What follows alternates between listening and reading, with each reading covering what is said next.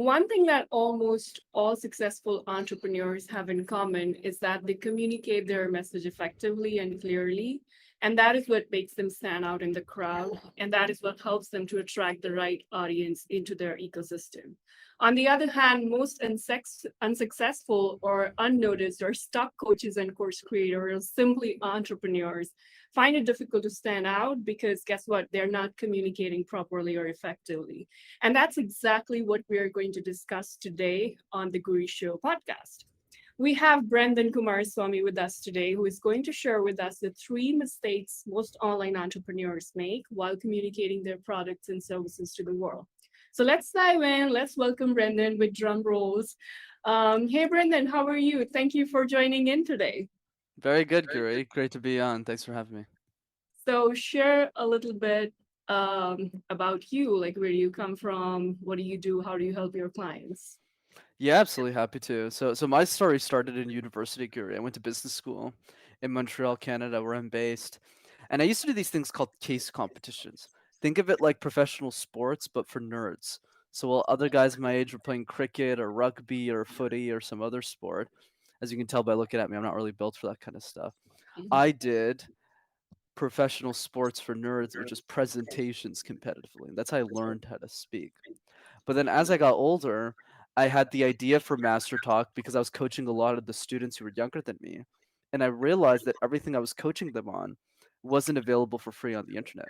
So that's what led to the YouTube channel. I started making videos on communication to help people who couldn't afford a communication coach. And then one thing led to another, and here we are today. So for how long have you been doing this? I've been coaching for 6, 7 years now, but I Mhm. started MasterTalk 3 years ago. So Master Talk is like your YouTube channel that is specifically for entrepreneurs. You got it. Okay. So what led you to this other than, the story that you just shared? Yeah, absolutely. I think for me, Guru, I worked at IBM for a few years as a technology consultant there for the Canadian, the US market. And I was doing really well financially. I retired my mom really young, but I think what was missing in my life was more around fulfillment. Like what can I do to really create impact for the world? So once I realized that I had a really unique gift with communication, teaching it to other people, because one thing to know how to communicate, but it's a completely different skill to teach that skill to somebody else. And because no one else before me, especially for for our community, not a lot of people really share this stuff for free, like really openly, and 100% of the info is out there. So I thought by being that person, it could really help the next Elon Musk. Think about it. When Elon Musk was 15 years old, nobody cared about him. No one was focused on seeing him succeed. So I felt that if I could be that person for the next Elon Musks of the world, whether they live in India, whether there's some girl in Utah, they could have access to those tools without ever talking to me. And I think that's really the magic of what I'm able to do. Yeah. So we'll dive in more of that on this episode today, but let's dive into the main topic. And the topic for today, for our conversation, is basically the three mistakes that most online entrepreneurs make while communicating their products and services to the world. So let's dive into the first mistake. What is the first thing that you would want online entrepreneurs to stay away from, if I may say so? Absolutely. So I would say the biggest mistake that entrepreneurs in general make, especially in the online space, is they don't focus on offline. So what does that mean? Is they're too focused on the funnels, they're too focused on getting their free training in, they're too focused on getting their PDF to people. But I think we seem to forget, Curry, that at the end of the day, it's people buying services and products from other people. And because the entrepreneurs in the online space don't spend enough time having dinner with their key customers, having dinner with the people who are actually buying from them, the way that they message the product and offer back to the external world sucks, right? Versus when you have conversations with customers and you go, hey, why did you buy this? Why is this important to you? They're going to tell you, oh, it's because I always struggled with communication. I had a lack of confidence at work. I wasn't able to get my next job interview. Or if they're an entrepreneur, oh, I'm not able to scale my business. My team doesn't like me. So when you write all those things, when we go back to message the product, we could say something like, have you ever struggled getting your next have you ever struggled with, even if you had all the knowledge in the world, people who are less talented than you are getting the promotion that you wish you could get. So notice I'm using my own customers' pain point messaging back to the new person. Because the goal of business is not to sell to 100 different people, it's to sell to the same person 100 times. So, what Mhm. does that mean? That means the Yeah, same type of person, right? So, let's say mhm. we take a tech executive. If you sell that person, you want to sell other tech executives because that's the person you're able to get the result for. So, that's the number one mistake I see. But then does that also mean that you're targeting the same avatar, or um, like how do we replicate the same strategy or same message with, you know, 200 people? Correct, and this especially for those of you who are doing under $1 million. You know what I always like to say, Mhm. Guri, is like, and I didn't get this from me. I got this from a guy named Alex Hormozy, and he always says one product or service to one avatar, solving one specific pain point. And if you could just do that with enough people, you win, right? So, for example, a lot of my clients are in the are desis or brown people who are technology professionals, right? But there's a Mhm. lot of them. There's not like one of them. There's like thousands of thousands. So yeah, it's Yeah. a massive market. so Mhm. so that's the thing is I think a lot of us, especially those who are doing under 10K months, they focus too much on, oh, like, oh, this person's working, this person's working, and this person's working. So Mhm. their marketing is all over the place, and especially their messaging, right, the way they communicate is all over the place, versus just going like, okay, out of everyone I'm serving right now, whether it's the entrepreneur, the executive, the coach, the marketing agency, who's getting the best results and why? It's like a simple Yeah. question. And then once you figure out the answer, you know where to focus all of your messaging on. That's interesting. And that kind of, question pops in my mind that how do we understand that this is our best avatar and this is what we should replicate to this particular avatar, and multiple people. Absolutely, it's a great follow-up question. So there's a couple of strategies that I'd recommend. Number one is, especially if you're in a service-based business, that's most of my expertise. Product is different, but for service-based businesses, I would say make a list of your top 10 clients, like Mhm. in order of energy, that you just Yeah. love working with them. And then look at those 10 people and ask yourself what percentage of them are in which category. So when you look at that 10, you'll realize that some percentage are executives, some of them are this, some of them are that. I would create that top 10 list and see which percentage is. That's the first thing I would do. The Okay. second thing I would do is really understand the result. So let me give you an example here with my business because that's where I have the expertise in. Communication can be taught to everybody, right? I mean, students need this, preschoolers need this, homemakers need this. So it's really easy to go all over the place, super easy. And True. that's what the YouTube channel is for, right? So everyone can access that, doesn't matter who you are. But for the business, it's very different. Because in the business, we need to ask yourself a different question, which is who's willing to spend money to get this Yeah. solved? And that percentage of people goes down drastically. And what I found at the end of the day, Guri, and the reason I'm saying this so people really understand how much I know my customer, is there's really three types of people who are going to buy coaching services for communication. The coach, who Mhm. wants to make more than $100,000 a year messaging their offer. Yeah. The entrepreneur who wants to scale their business from 6 to 7 and 7 to 8. And the Mhm. third one is going to be the executive who wants to get promoted. So when Mhm. you look at all three of these demographics, the way that all of these people get results in communication is very different. Because the executive, because they're so terrible at communication, if you just increase it a little bit, they'll easily get their next job promotion. So for them, the value is easy and it's super simple to get results for. Mhm. Whereas with the coach, you need to spend a lot more time understanding their offer, re-messaging it, teaching them how to sell on prospect calls. You can still get them crazy results. It just takes more time.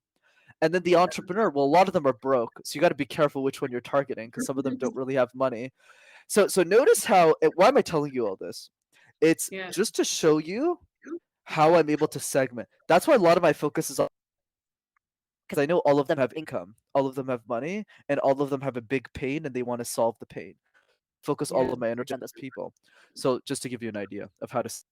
But like you said, they're decision makers and they've already gone through that learning curve of how to take a business from scratch to a certain level. So it's easier for them to make that decision on improving their messaging, Absolutely. as opposed to someone who's absolutely broke and they know that they are dealing with something like they have to take 100 decisions, and to kind of uh, make them understand that how important messaging is.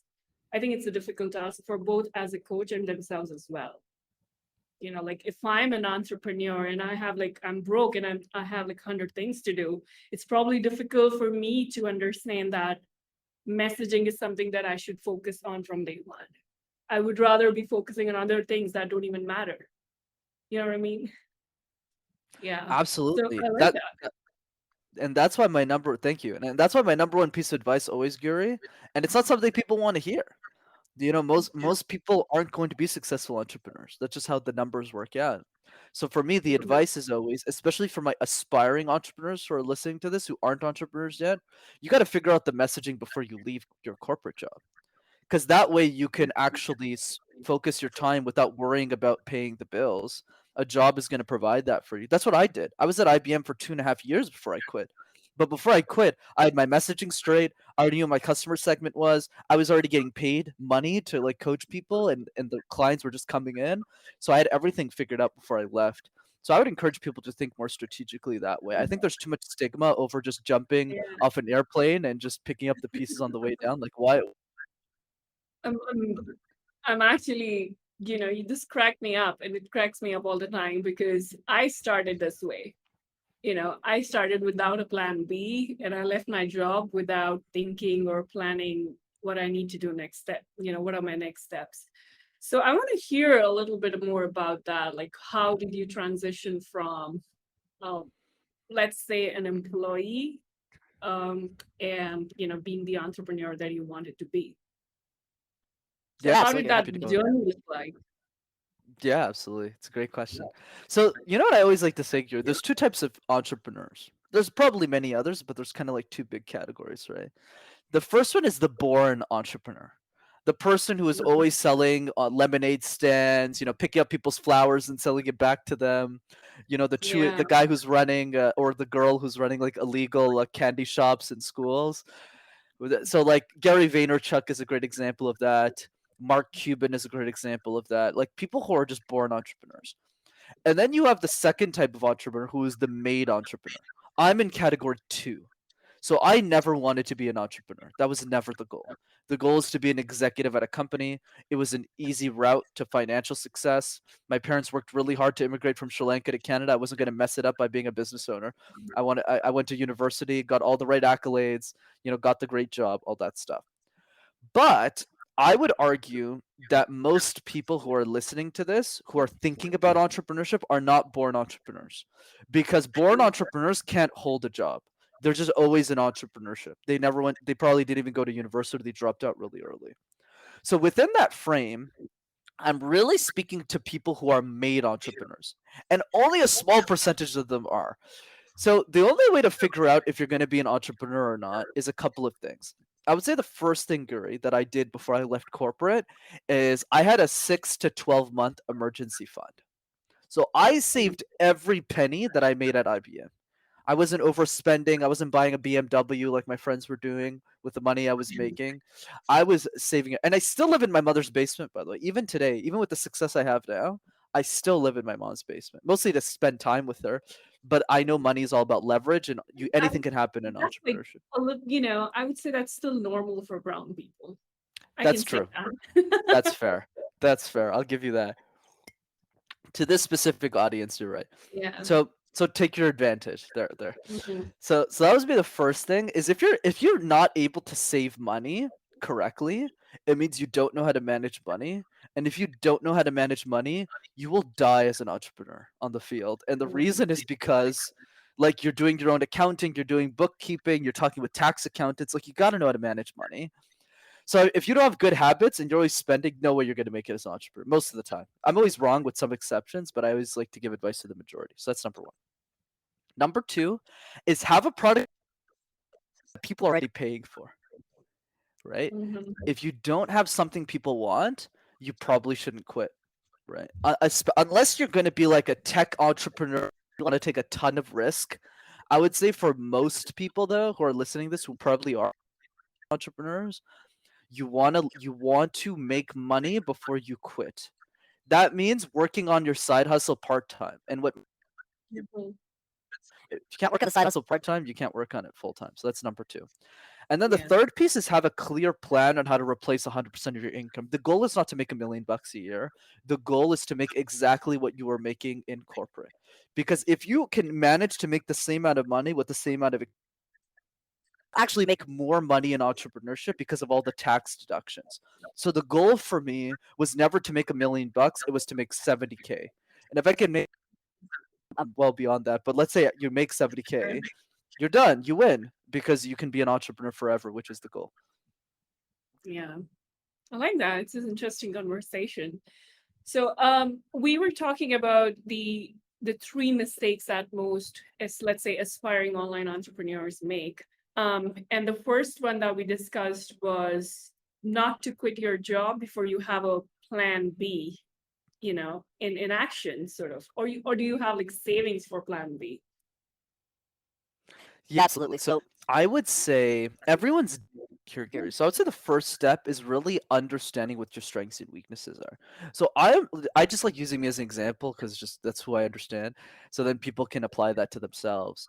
Is I knew that I'm a very strong corporate employee. So if entrepreneurship Mhm. didn't work for me, I could just go back to IBM and do just fine. So that was my Mhm. plan B. But for everyone else, that plan B is going to be different. For somebody, it might be an Uber driver. For somebody, it might be I don't know, partner with some other person's business. For somebody, it might be well, live with your mom, right? So everyone's different, but I think the principle is thinking about this a lot more thoroughly than most people do because most people Mhm. just jump into things without really thinking strategically. Like think Yeah. about like right now what's happening, right? As of this recording, like a recession is hitting right now in the US. Yeah.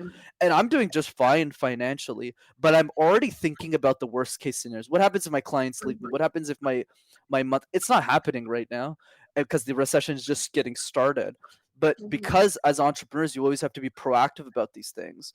If you're not able to do that in your corporate job, just thinking proactively about the future, it's going to be really hard for you to succeed. A good way of understanding this is that the best entrepreneurs, Gary Tan says this, is that they're pessimistic short term and optimistic long term. So, what does that mean? That means they're Mhm. very pessimistic about the day to day. Oh my God, my client's gonna leave me. Like they're almost paranoid. Oh my God, Guri's gonna spit in my face. Like whatever, Yeah. right? Whatever it is. You're obviously not, but they're very optimistic long term. Oh, if I do this for like 10 more years, I'll have a very successful business and life will be amazing. So you kind of have to balance both of these worlds where you're pessimistic short term, where everything can go wrong and you predict everything's going to go wrong, but in 5 years life is going to be like this fantasy dream. So it's kind of like this balance that you have to have. Mhm. So, what would your advice be for a person who, let's say a mom who's not working anyway, and she wants to go online and do something for herself, or anyone, I'm just being specific here, but anyone who does not have a corporate job and is not making enough money and seeing this boom that's happening that everybody's moving online and that person wants to do it. So what would your number one advice be if they want to communicate properly online? Yeah, of course. And I always want to make sure I speak within context. I might not know the Indian economy as much as the US one. Because if we were talking in the US, I would just say, look, you Definitely. gotta do Yeah, right. for You sure. just Like, got go absolutely. I'm ahead. just giving that. Yeah, Sorry. yeah. I'm just giving that pre. No, no, no. You're good. You're absolutely fine. So I was like giving that pre-test because it's easy for me to say, like, if somebody lived in the U.S., there's no excuse, or in Canada, it's like, look, go drive an Uber, go work at a coffee shop. There's a lot of jobs. Like people want you to work. So I think that's the key. That's the answer. But not necessarily in India, right? That might not be the case. That might not be as easy. So I would say the easiest thing that people can do always is to put yourself in a Pausing oh, them. Yeah, go ahead. all We good. have a lot more light now. I'm gonna cut Yeah, this section. sure, sounds good. So, what I would say, Guri, is like in the context of moms who are looking to be entrepreneurs, I think the first piece of advice I would have is to find a way is to really understand how to manage your money, regardless of what the amount is. Find an arbitrage. So what does that mean? That means even if it's 10 rupees a month, you want to Mhm. get into the habit of being plus every month, not minus. So the second you're not in debt, it's going to be a lot easier for you to think more strategically about the business. So that's always my number one advice. I'll give you an example with me. Might not work with everyone, but for the brown community, if, since most of them are Mhm. probably listening to that, might make sense. Look, even with my success, Guri, I still live with my sister and my mother, and that's Mhm. why we do well financially relative to our median income's very high. Not because we're like super millionaire rich. My mom works, I work, which has a pension. I work, and my sister works. So we Mhm. combine all three of our incomes together, and our living expenses are probably $2,000-3,000 as a family. But we make way more above that. But we don't spend that. Yeah. We take it in the bank and we put it into other things. We invest it in other stocks and whatever. So it might not be as much for somebody in India, but start thinking more strategically around that. If the goal is really to be an entrepreneur, because once again, Guri, it's not for everybody. So I think that's the key. Start thinking around fighting against cultural societal norms. So many people tell me, as an example, "Oh, Brandon, you need to get married. You're 26 years old. You need to get married. You need to have kids." I don't care. Like, I honestly don't care. Like, for me, it's like, no, I'm gonna get married when I'm like 35. I'm gonna Mhm. build my business, and then I'll get a whatever. We'll see what the marriage is later. But like, I'm not worried about that now because I don't want to take on the cost. Obviously, it doesn't always apply because moms already have kids, but I'm just throwing it out there. Think more creatively outside of your culture because the people who are successful entrepreneurs, Guri, by definition, need to Mhm. challenge societal culture norms. Mhm. You're not willing to first do that, it's going to be much harder for you to break the rules to be an entrepreneur. That's step one. Step Mhm. two is start thinking about other moms in your community. Start researching what other people are doing to make a little, not a lot, don't worry about the million, a little extra income every month that you're not thinking about. You know, there's a great quote by one of my coaches, Dan Sullivan. He's a very successful guy. And he says, our ears can only hear and our eyes can only see that of which we're looking for. So, what does that mean? Mhm. If you're not looking for the opportunity, you'll never find it. So, I'll give you a couple of examples. I'm just going to Yeah. spitball, Sure. right? Like, selling food, like cooking food and selling it to like a community for like Mhm. a small, like a very small price, a small margin. Maybe it's volunteering at your local supermarket for 5 extra hours and saving all of that income. Maybe it's, I don't know, buying a cow and selling the milk. I don't know. Or in the context of the online space, maybe it's looking at other desi moms in your region and seeing what they're doing and literally copying what they're doing.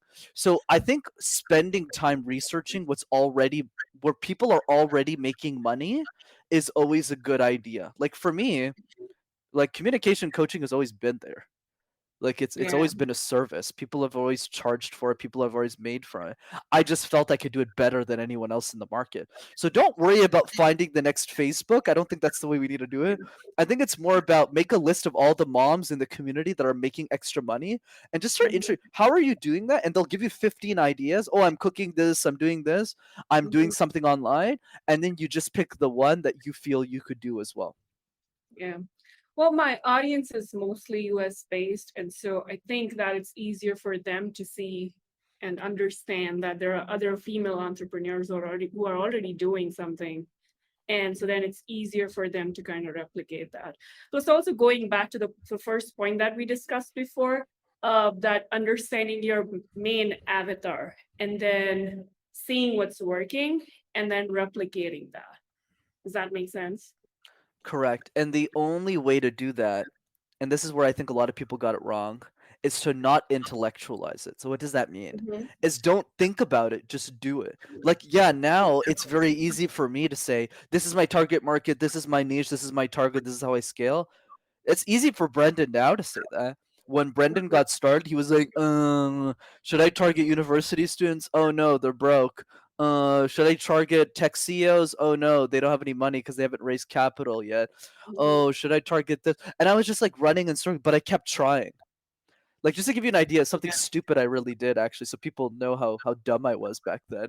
I had this brilliant idea, and I'm being sarcastic, to send my I YouTube know. videos, right? I understood that the moment you said that, how dumb I was. It was like, oh, I started there. Who didn't? Absolutely, right? Like failure is just a part of the game. You got to be Exactly. able to do the reps. Like, and the example I was going to give, Guri, is like I had the brilliant idea of Mm-hmm. like sending emails to university professors because I didn't have those research those resources when I was a kid, because I was like, oh my god, it's unlimited distribution. Because if the university professor likes my videos, they'll just share it with every student.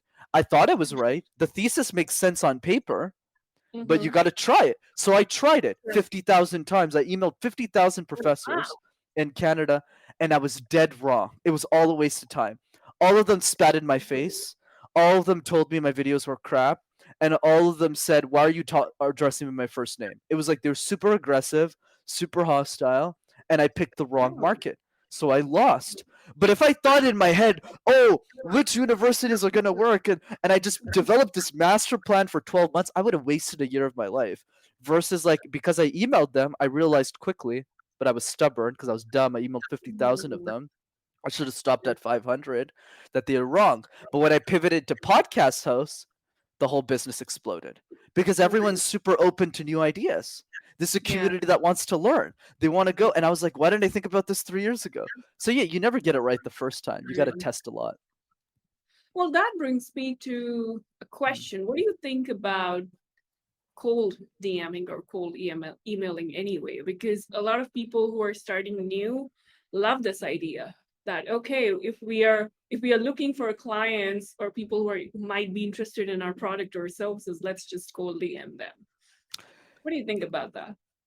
I think it depends on the service. I do a lot of cold DMs in my strategy and it does work, but I don't think it's the first thing that people should do.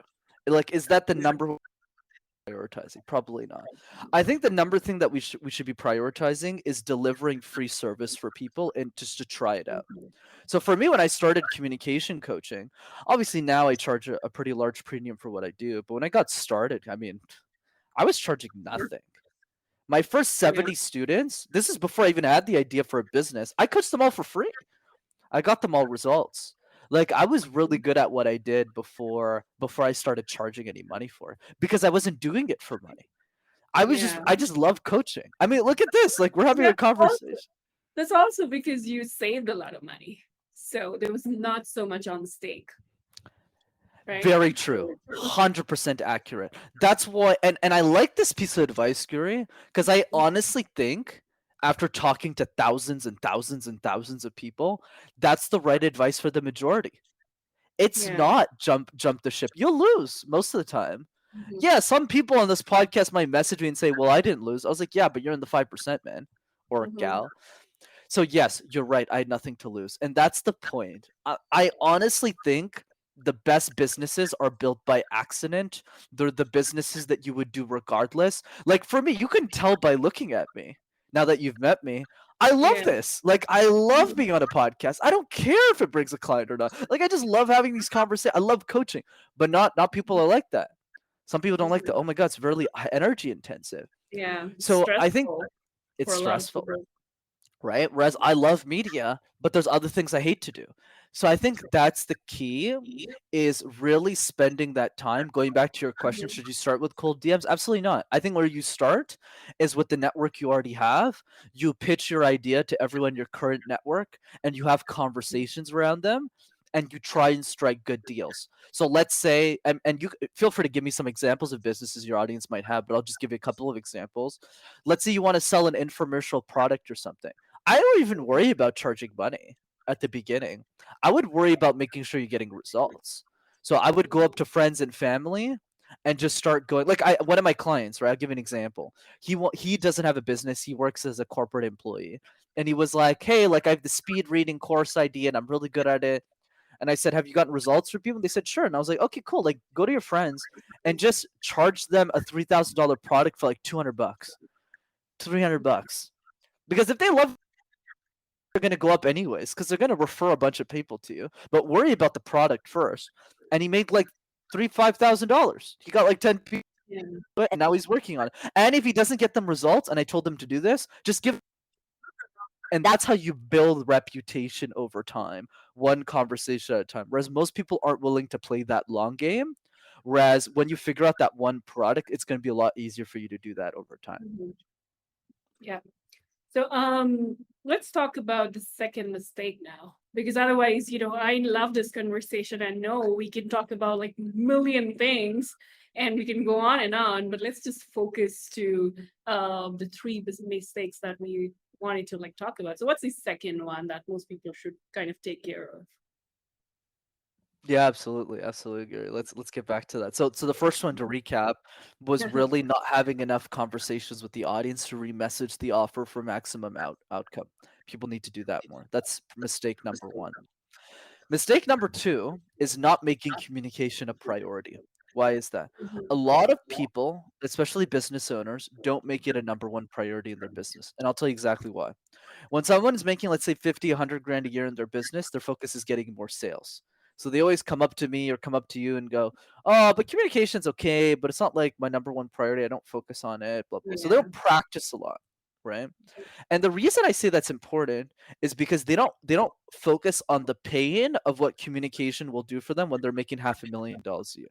Because as you Mhm. scale the business, you need to ask yourself, are your communication skills scaling with your business? And that's a question zero people on this call are thinking about. Why is that? Because when you're doing $500,000 a year or more, you're entering a stage of your business where you're taking your product or service and you're not delivering the work anymore. You're teaching other people how to deliver what you used to do. Mhm. Whether Yeah. it's selling the product, whether it's delivering it, whether it's sending it, you're not doing the service anymore. So your communication skills better be sharp, because if you're not able to communicate what you know to other people really quickly, you're going to have Mhm. massive inefficiencies in your business. So what Mhm. does that mean? That means you need to practice communication on a consistent and frequent basis. And I'll give you some exercise. I'll give you one easy one that I teach in the Mhm. YouTube channel. It's called the random word exercise. Like pick a random word, like phone, like screen, like camera, like post-it notes, and give random presentations and just do this 5 times a day. It takes 5 minutes. That's all. What this does is it improves your resiliency as a communicator. What I always like to tell people, Guri, is if we can make sense out of nonsense, we can make sense out of anything. Okay, if we can make sense out of Mhm. nonsense, we can make I'm sense gonna out of mark anything. that. Yeah, there you go. So what's the point? What's the point of this? If you could talk about post-its for 60 seconds, if you talk about phone or camera, when you go back to your business, I mean, Mhm. talking about your offers, going on a podcast and answering questions about your business and your thought leadership, that becomes a joke. It's always about doing Mhm. the harder Yeah. thing first, and most business owners aren't doing taking that seriously enough. Mhm. So what do you think, like who should give more importance to or more attention to communication and messaging? People who are just starting out or people who are already making, let's say, $500,000, a month or a year maybe? I mean, I would say it's equally important for both, but it's easier to master than later. And the reason Mhm. it's earlier, obviously there's a balance, right? Because I want to give the full advice. So if you're not making any money, you're just getting started, don't hire a coach, right? You're just getting started. You don't Yeah. need money. So like, but what I'm encouraging that person to do is like Toastmasters. It's watch these Mhm. free videos on YouTube, listen to this conversation again, implement the random word exercise. That doesn't cost money. Like it takes 5 minutes a Yeah. day, 5 times a day. There's no secret. You just do it every day. Like it's not hard. It's just most people aren't willing to put in the time. So if you don't have money, you got to invest. But when you get to a point where you're doing 50, $75,000 in the business as a side hustle and you're making some money, obviously I'm using US numbers, but bear with me, and you need Mhm. rupees, right? And you're making some money in your side hustle, you got a little extra money, then I would start to encourage you to start spending a little of that, whether it's in a cocktail party, whether it's in a networking event, whether it's some program, whether it's coaching and communication, whatever it is. That's when you want to start thinking about it. But when you get to the $500,000 mark, I mean, at that point, it's like you have to. Like You you're have to, yeah. literally bleeding cash if you're not doing it. And Mhm. the reason I see you're bleeding cash, but it's harder at that level too, because you have so many things going on at this point. You're not able to, like, think of Elon Musk. He's probably the number one example here. Yeah, sure, he could use a communication coach. He He's could just obviously simply afford buying one. Twitter. Yeah, He's fed up of launching, so he's like, let's buy Twitter. right. Right, and that's the thing, right? Like, and by the way, no shot on Elon. I mean, the guy's obviously way more successful than I am. Who am I Yeah. to tell him? But I think he's a great example of, yeah, he's really successful, but he Mhm. probably would have had an easier life if he had just gotten communication figured out when he was 17 or when he was 22 Yeah. after his first exit. Like when he sold Zip2 to Compact and he made a lot of money, he Mhm. probably should have just sat there for 6 months and said, okay, I'm 23 years old. I'm a multimillionaire. Maybe I should spend 5,000 or 3,000 on speech coach and then start my next company. That's what I Mhm. mean, Guri, right? Yeah. But I think the bottom line is regardless of where you are, whether you're getting started or whether you're making a lot of money or doing well financially, you should be actively proactively practicing your communication because it's the highest leverage skill that will help you not Mhm. just in your business but in every other area of your life like dating and relationship building Mhm. and talking to your family. For sure. I think communication is the number one skill that people should focus on, whether it when whether it uh when I mean whether it leads to your business success or your relationships or anything else. Communication is the number one thing. Because if you're not communicating effectively or correctly, you're basically not doing the things, you're not getting the results that you are actually hoping for, right? And you're not even so I might just say something, but the other person might not be perceiving it the same way that I'm saying it, or that I want to communicate them, or that I want them to understand the way. So I think communication is for sure the number one, the first skill that people should start working on. And it's again, they might not be able to like master it in one day or 15 days or a month, 30 days maybe, or like in 1 year maybe, but they should start working on it from day one. Well, Absolutely. but again, I would say that the number one thing along with communication is definitely get those sales in if you're starting out. That's I still feel that it's the number one thing that people should focus on for sure. And we're on And the same then page. communication. Because a lot of people, what happens is when we share these advice, a lot of people think that there's something wrong with their communication, and they, you know, start building that hamster wheel for themselves, and they forget that the number one thing, special, and I'm talking about people who are starting out, and the number one thing is the sale. And if your business is not getting you the sale, that means you don't have any data. And like you said, that you who is your client who's giving you the most money? And if you can't build that thing for yourself, then communication is probably not going to help you anyway. Am I right? You're absolutely right. I definitely think sales is the number one priority. Getting something for Yeah. people to pay for, giving a free service, doing something to get Mhm. people excited about what you're Yeah. doing. But yes, True. when you start getting traction, I highly recommend invest. Like I invest what True. 20-30% of whatever I back into me because that's the number one asset that appreciates and compounds over time, right? Knowledge, skills compound over time, not buying an expensive TV. So true. Not buying BMW. Yeah. Yeah. So let's recap. What are the first two mistakes that most entrepreneurs should avoid? Number one mistake is they don't spend enough time talking to their audience, Gary. So they're not able to take the words that are coming out of their amazing clients' mouths and re-communicating back to the world to attract more people like them. It's very simple, right? Mhm. Easy way to implement this. Make a list of the top 5 questions that your clients ask you and make social media posts on the answers to those 5 questions. Like mind blowing, I know, but it's like nobody does it. Like that's what I did with Mhm. MasterTalk. I just asked my clients, "What questions you got?" They're like, "Okay, can you break down this speaker?" I was like, "Oh yeah, that's a good idea," and then I just started doing that. Like that's it. So that's the first one. The second mistake is not making it a priority. It doesn't matter what stage of the business you're at, even if you're just getting started, whether it's financially or time wise, it doesn't matter. You should be actively, proactively, consistently practicing. That means the random word exercise to keep it simple for today. Are you booking 5 minutes in your calendar tomorrow? And Mhm. 5% of you are, 95% of you aren't, right? You're saying, oh my God, what a great tip. And then you don't do it. And then some of you who are really serious, okay, I'm getting started. I can't afford a speech coach just yet, but I'm going to book 15 minutes in my calendar tomorrow to do the random word exercise. Yeah. And those are the people that are winning. Mhm. Well, makes sense to me. And so let's move forward to the number third, the third mistake that most people should avoid. What's that? Yeah. Third mistake, pressure test their offers. So what does that mean? Mhm. I call this the question exercise. Have we ever been in a situation where somebody asks us a question about our service that we don't have the answer to, or we haven't properly thought of? If you're someone doing less than 100,000, guaranteed you're in situations where you're being asked questions you don't know the answer to. I can pretty much swear in blood. So how do you fix this?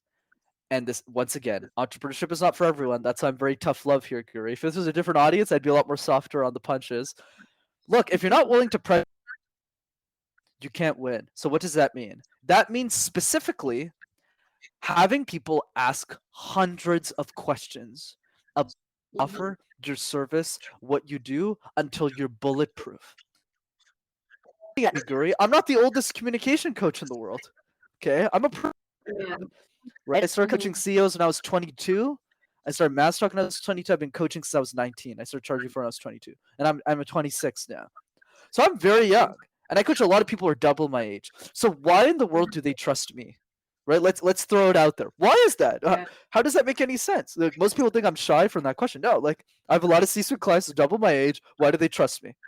And it's simple, because I know more than any other coach in the pit. And that's not an accident. The reason was when I started MasterTalk when I was 22 or something. I had all of my friends who were bad people. And when I mean bad, I don't mean they're terrible human beings. I mean they're super Mhm. kind, super generous, but they're tough cookies. So they sat down in a Mhm. room and destroyed me. Where does the fear of communication come from? What about this? Your offer's too expensive. Oh, I hate your guts. Blah blah blah. Like they just threw everything at me. Answer for everything. So when I had an answer for everything and I got on calls with C-level executives and they wouldn't take me seriously, I was a lot more mature than them. So they would say something like, "Oh, you're too young." And then I would just respond very calmly with answers like, because I already prepped that. I was already prepared. I would say, "So Richard, tell me, why do you feel that's an issue for you?" And I would just listen. They would go, "Oh, wow, this kid's really mature." And they'd say, "Oh, well, age is a blah, blah, blah." And I would say, "Really?"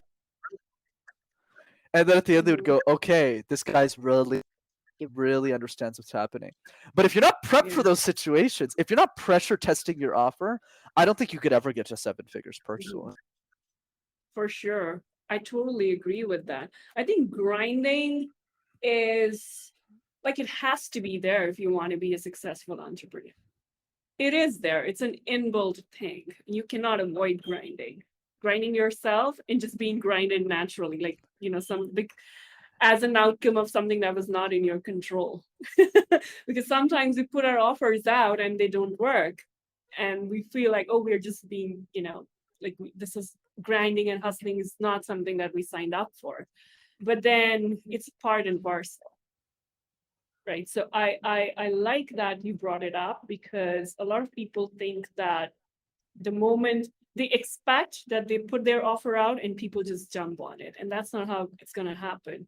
So you have to know your offer and your product and your services inside out, plus be ready to, like you said, have answers to those 100 questions before you actually, put your offers out.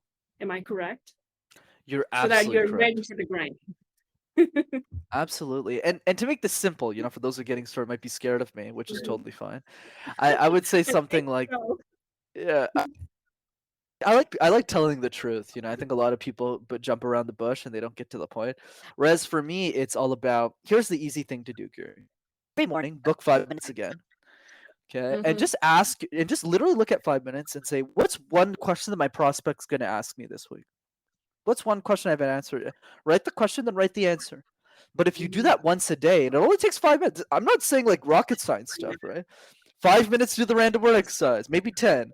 Five, do it with your nieces, your nephews, your kids. For those who are listening who have kids, I see that, I know you asked about moms. Mhm. Exercise. And some people do. Some people do, and some people don't. And then is ask yourself one question about your offer every single day. Just not like a million. I 20. If I'm coaching people and I'm kind of twisting their arm a little bit, but it's fine. Like Mhm. just do it once a year, Guri. That's 360 Yeah. questions. You'll be so bulletproof. Like nobody's gonna be able to get in your way. Yeah. And so we don't really like after 365 days, like you said, you're bulletproof and you don't really have to worry so much about the preparation because you're already prepared in just 365 days, as opposed to people who are just preparing for like 4 to 5 years, right? So you're And then like to push. Go ready ahead. after. Mhm. Absolutely. You're Sorry. I'm ready just too. after 365 days. Yeah, and even better. Me too. I'm Right. loving this conversation. Right, absolutely. Sorry. So sorry for interrupting you. I'm just too excited. And to your point, let me push your analogy even further because you're right. But the other piece is if you Mhm. ask 10 questions every day, you'll be bulletproof in 30 days. Wow. Yeah. And it's just 10 questions. And if you're just, let's say you're taking a minute to answer one question, let's put that, timeline that just take 1 minute to answer one question. In 10 minutes, you're done. That's it. That's just 10 minutes a day. And you can do it while working. Like you don't have to quit your job before doing that. What you said Mhm. there was probably the most valuable thing of this whole conversation. You don't have to quit your job to do any of these things. And let me Right. add on top, if you're not willing to do any of these things, like for those of you who are listening, I'm very tough love. Those of you who are listening, which is not the same as the YouTube channel, very PR on the YouTube channel. For those of you who aren't booking the 15 minutes to do any of this stuff, don't be entrepreneurs. Like this is not for you. Yeah. Like you're not going to Yeah. win this game. But for those of you who are booking those 15 minutes and are really going, I have my corporate job, I'm curious about business, but I'm booking, you're the people who are going to win. And those are my kind of Mhm. people. I think one of the things that you have to love about entrepreneurship or becoming that successful entrepreneurship is that you have to fall in love with boring things or the things that are not so interesting. Like everybody wants to be on the podcast and be, like that successful person or making $100,000 a month. But then when it comes down to putting in effort and just 15 minutes a day does not sound that much, but what are you doing in those 15 days? Sorry, 15 minutes. If Correct. that is a boring task, it would seem like an hour or 2 hours to many people. And that's where you have to draw a line for yourself that I am going to step up and I'm going to take that action for myself. Right. Absolutely. Otherwise, yeah, like you said, forget about entrepreneurship. Yeah, just don't do it. Okay, so let's quickly recap and summarize the three mistakes. And I'm pretty sure that like you've shared so many other golden nuggets throughout this conversation, and nobody's going to think that they just got three mistakes. I'm sure that people have a lot to take from this conversation that we had just now. So let's recap and let's discuss and let's summarize those three so that we can then talk about your free offer for my audience, for my Yeah, listeners. absolutely agree. So the three pieces, such a wonderful conversation, by the way. Mhm. Great interview.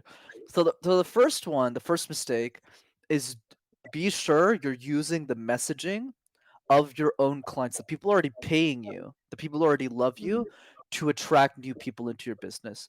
Most of us, we don't value our winners enough, right? We don't Yeah. work. It's kind of like with family, where we take our families for granted. We take the great people in our life for granted. Don't take your amazing clients for granted. Even if you already have the money, you already have the relationship, they already love you. Keep nurturing that. You'll get a lot of ideas on how to remessage your offer. Number two is people don't make it a priority. That's the second biggest mistake. Learn to make it a priority. Practice communication because it's an essential skill set that will give you a strong competitive advantage in your whatever space you're playing in. Whether that's a coach or not doesn't really matter. It means are you putting 10 minutes, 15 minutes a day to do the random word exercise, to do the question drills? And then number three is offer. If you want to scale your offer, you need to be willing to put it up for criticism. You need to have people poke holes in your offer until it's absolutely bulletproof, that's when you're going to have a in your strategy calls. Because when you've done the pressure test as much as I have, and you're on a strategy call, and you know someone needs your product, and you know your certainty levels are going to be through the roof because you're confident in the result. Mhm. You've seen it before. You've pressure tested every possible scenario.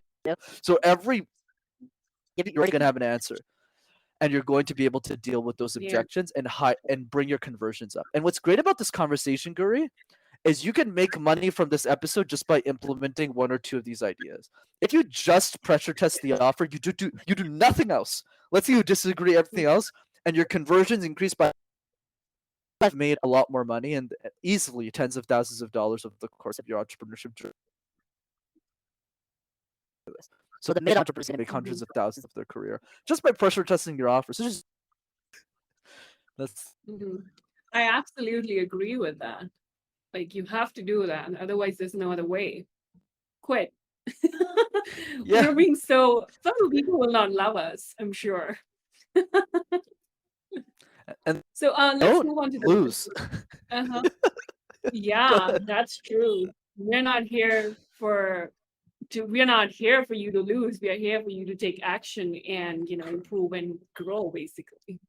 Exactly. So let's move on to the last section, which is share something that can help our listeners so that they can just immediately go and take action. I'm sure that we've discussed a lot. And like you said, that even if people just pressure test their offers, even then they can grow their business by, let's say, 1% or 5%. Then they can at least they can get more people into their ecosystem.